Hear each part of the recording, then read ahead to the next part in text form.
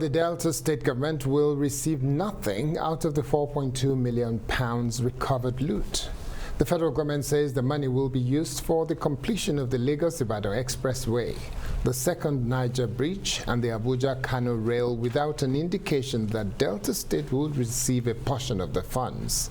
The Delta State government has, however, rejected this development. Delta State Commissioner for Information Charles Aniagwu describes the development as the height of wickedness. Delta State government had permanently forfeited $15 million of the Ibori loot to the federal government for failing to cooperate with the EFCC to bring Ibori to justice.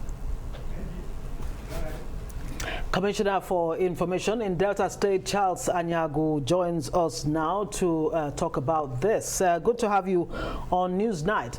Well, talking about this £4.2 million planned repatriation of funds from the UK to Nigeria. The federal government says it will use the funds to fix infrastructure and all of that. What does Delta State government have against that? Why are you kicking? Well, thanks for having me. And let me tell you that from the word go, and particularly since 2015, we've had a very cordial relationship with the federal government, and we believe that the federal government is also in a position to continue to reciprocate that very warm relationship that have existed between us and the government at the center, irrespective of our political affiliation.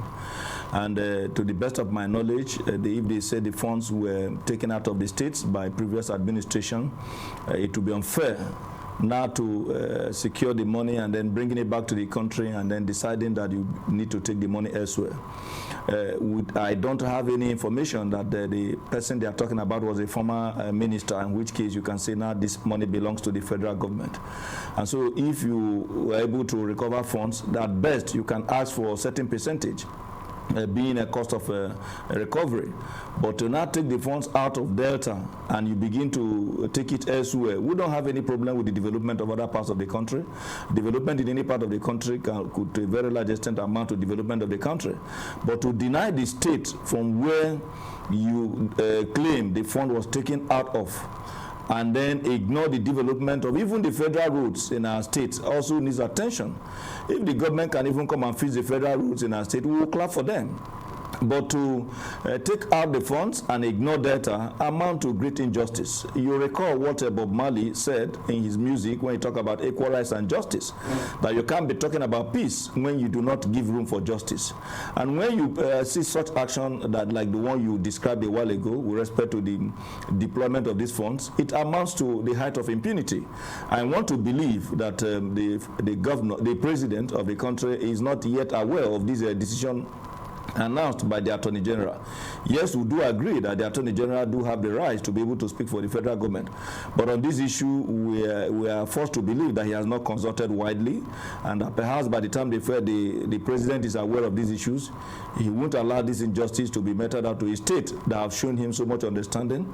You do know that since 2015, we have tried as an administration to continue to maintain the peace in the state, and which is why Delta State have always been in the news for the good reason in the last 5.5 years, and running up to the sixth year by May this year. And so that being the case, we want to believe that the federal government will be very much interested in the continued pursuit of peace in this region, where we remain the #1 oil producing states, where we have continued to ensure that the peace remains, because through peace we're able to ensure development. But when you carry out such action as announced by the Attorney General, it is capable of triggering some disturbances which we don't Charles Aniagwu, let me ask this question, because a number of people online and generally have been asking that why should Delta State expect to get any part of it, particularly any percentage whatsoever, when the government has not at any point in time acknowledged that this money was stolen from your state? The federal government is our father. The federal government provides an umbrella for all the federating units.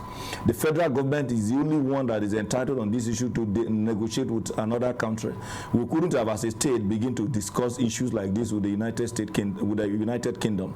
And so if the federal government is able to do that, it behoves on the federal government to show some level of justice. If you bring in the money and you begin to say because Delta State did not focus on whatever that was taken away or not, and you, because of that, decide that you're not going to bring the money back to Delta State. That cannot be the position of a father in any circumstance. The federal government is the one that have all the facts as to whether funds were taken. And at the end of the day, in returning the funds, they did not just say funds taken away from Nigeria. It was quite specific. The people who are repatriating the funds were quite clear, the funds they are repatriating. And so to that extent, we expect that the federal government, being the father of all, need to be able to exhibit that fatherly disposition and try. All right, we do get that point, but very quickly, I need to come in here. I wonder how much, really, has Delta State government been able to determine how much has been stolen from the coffers of that state between 1999 and 2007? And are you accepting the fact that monies were actually embezzled? And what options lie before you, to get those funds? We don't want to go into the politics of funds that either have been taken away from Delta or from any other states. It's just unfortunate that sometimes we focus on a particular state and it looks as if every other state have a lot of sense. There are a lot of issues of corruption surrounding the 36 states of the Federation since 1999. Sometimes it depends on where the pendulum swing or where the government want to focus attention on. We do agree that the corruption exists in Delta just as it exists in other places. We have, in our own case as an administration, been able to put in process to ensure that that particular trend does not continue. We are not also in a position to determine the issues that may have led to the pilfering or whatever, the taking away of our funds to outside the shores of the country rather than putting it down. But what is most important at this time is that those who are repatriating the funds were quite clear as to where the funds came from.